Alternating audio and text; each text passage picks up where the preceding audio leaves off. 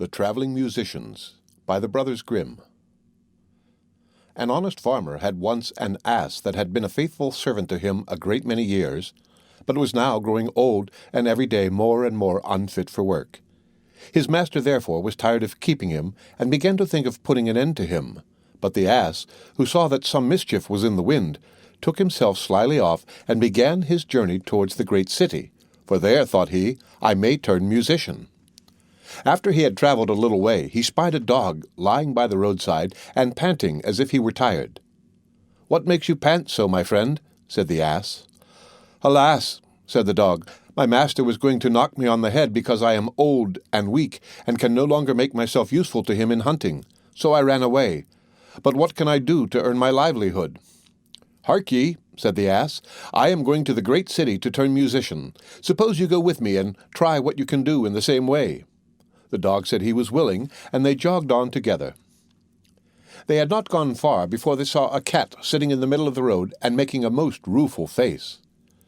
"Pray, my good lady," said the ass, "what's the matter with you? You look quite out of spirits." "Ah me," said the cat, "how can one be in good spirits when one's life is in danger? Because I am beginning to grow old, and had rather lie at my ease by the fire than run about the house after the mice. My mistress laid hold of me and was going to drown me, and though I have been lucky enough to get away from her, I do not know what I am to live upon." "Oh," said the ass, "by all means go with us to the great city. You are a good night singer, and may make your fortune as a musician." The cat was pleased with the thought, and joined the party. Soon afterwards, as they were passing by a farmyard, they saw a cock perched upon a gate, and screaming out with all his might and main. "Bravo!" said the ass. "Upon my word you make a famous noise. Pray, what is this all about?" "Why," said the cock, "I was just now saying that we should have fine weather for our washing day, and yet my mistress and the cook don't thank me for my pains, but threaten to cut off my head tomorrow and make broth of me for the guests that are coming on Sunday." "Heaven forbid!" said the ass. "Come with us, Master Chanticleer. It will be better at any rate than staying here to have your head cut off.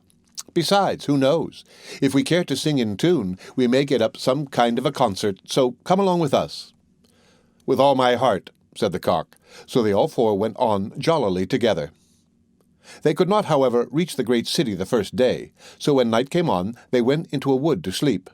The ass and the dog laid themselves down under a great tree, and the cat climbed up into the branches, while the cock, thinking that the higher he sat the safer he should be, flew up to the very top of the tree, and then, according to his custom, before he went to sleep, looked out on all sides of him to see that everything was well.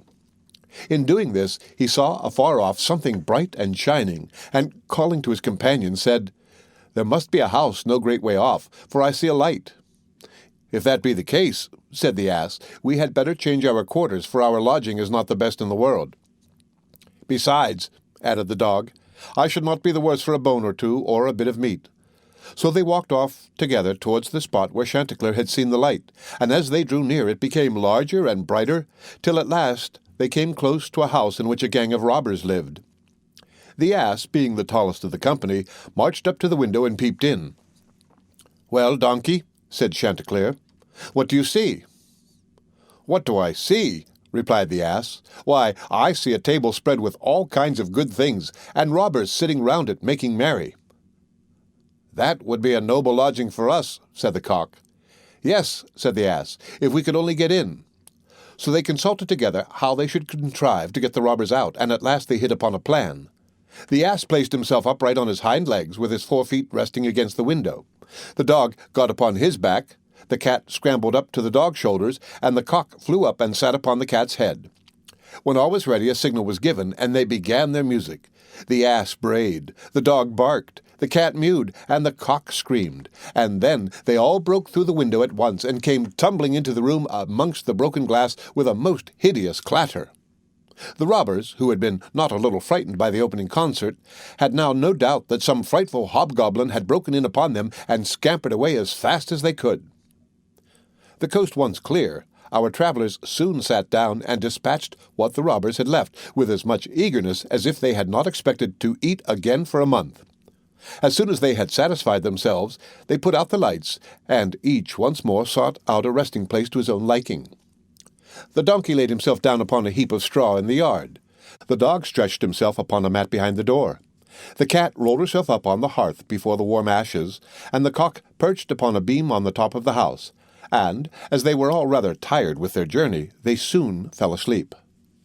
But about midnight, when the robbers saw from afar that the lights were out and that all seemed quiet, they began to think that they had been in too great a hurry to run away, and one of them, who was bolder than the rest, went to see what was going on. Finding everything still, he marched into the kitchen and groped about until he found a match in order to light a candle. And then, espying the glittery, fiery eyes of the cat, he mistook them for live coals and held the match to them to light it.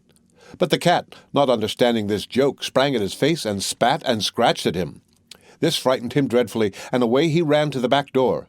But there the dog jumped up and bit him in the leg, and as he was crossing over the yard the ass kicked him, and the cock, who had been awakened by the noise, crowed with all his might. At this the robber ran back as fast as he could to his comrades, and told the captain how a horrid witch had got into the house and had spat at him and scratched his face with her long bony fingers, how a man with a knife in his hand had hidden himself behind the door and stabbed him in the leg, how a black monster stood in the yard and struck him with a club, and how the devil had sat upon the top of the house and cried out, "Throw the rascal up here!" After this, the robbers never dared to go back to the house, but the musicians were so pleased with their quarters that they took up their abode there, and there they are, I dare say, at this very day. The End of The Traveling Musicians by the Brothers Grimm. Read by Rick Kishner for Lit2Go on the web at fcit.usf.edu.